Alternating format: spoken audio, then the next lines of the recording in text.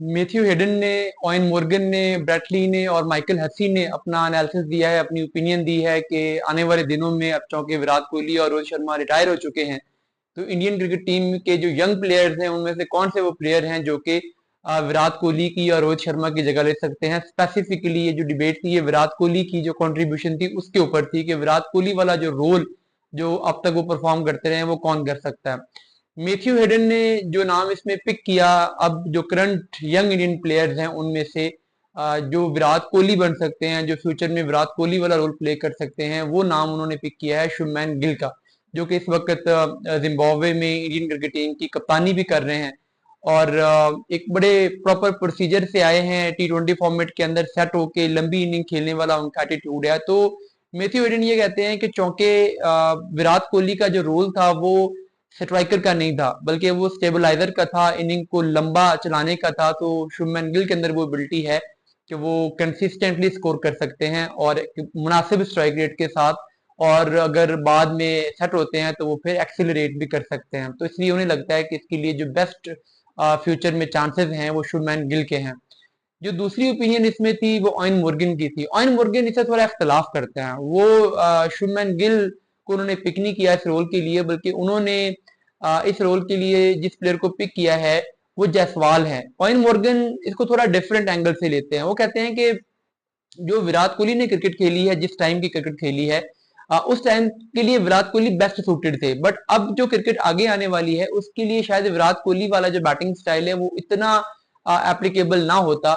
लेकिन जो जायसवाल हैं उनके अंदर वो दोनों चीजें हैं। वो जो विराट कोहली वाली इनिंग्स को लंबा लेके चलना, लंबे स्कोर करना, कंसिस्टेंट स्कोर करने की जो इंटेंट है वो भी उनके अंदर है, और वो जो मॉडर्न डे क्रिकेट का बॉल वन के से ही एक्सिलरेट करने वाली जो चीज है वो भी उनके अंदर है। तो वो ये समझते हैं कि जायसवाल ज्यादा मॉडर्न डे प्लेयर हैं एज कंपेयर टू शुभमैन गिल के। तो इसलिए आयन मोर्गन की बरल जो इसमें पिक थी वो शुभमैन गिल नहीं थी, बल्कि वो जायसवाल थी।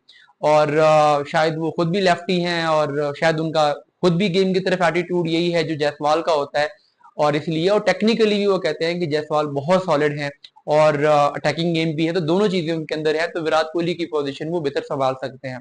जो इसमें तीसरी ओपिनियन थी वो ब्रेट ली की थी, जो कि ऑस्ट्रेलिया के साबिक फास्ट बॉलर रहे हैं। ब्रेट ली ये कहते हैं कि उन्होंने जायसवाल और गिल दोनों को नहीं लिया।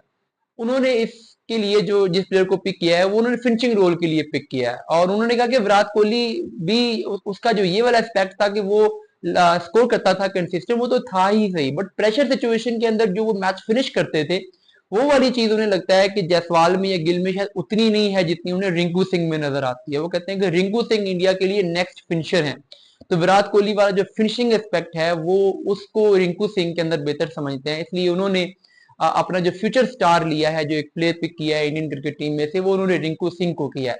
हाउएवर वो कंसिस्टेंट नहीं होंगे उतने, वो उस तरीके से टॉप ऑर्डर में नहीं आएंगे, बट उन्होंने इसका एक स्पेसिफिक एंगल देखा है फिनिशिंग वाला, और उस एंगल के लिए उन्होंने रिंकू सिंह को पिक किया है। जो इसमें चौथी और आखिरी ओपिनियन थी वो माइकल हसी की थी। माइकल हसी खुद भी बड़े जबरदस्त बैट्समैन रहे हैं, और खासकर जो उनकी बैटिंग स्टाइल और उनका रोल वो भी विराट कोहली टाइप ही था। तो इसलिए हसी की ओपिनियन भी खासी इसमें इंपॉर्टेंट है। हसी ये समझते हैं, उन्होंने मैथ्यू हेडन के साथ गए हैं, उन्होंने इसके लिए शुभमैन गिल को ही पिक किया है, और उन्हें ये लगता है कि वो टेक्निकली इतना सॉलिड है, उसमें इतनी स्किल्स हैं, इतने गट्स हैं कि वो जब चाहे अपनी बैटिंग का स्टाइल बदल सकता है। तो उन्हें ये लगता है कि वो आगे जाके अपने स्ट्राइक रेट पे भी काम करेंगे और वो फ्यूचर के अंदर जाके एक 140 150 से कंसिस्टेंटली बैटिंग करने वाले बैट्समैन बनेंगे। तो इसलिए उन्हें लगता है कि विराट की जगह शुभमन गिल ही लेंगे।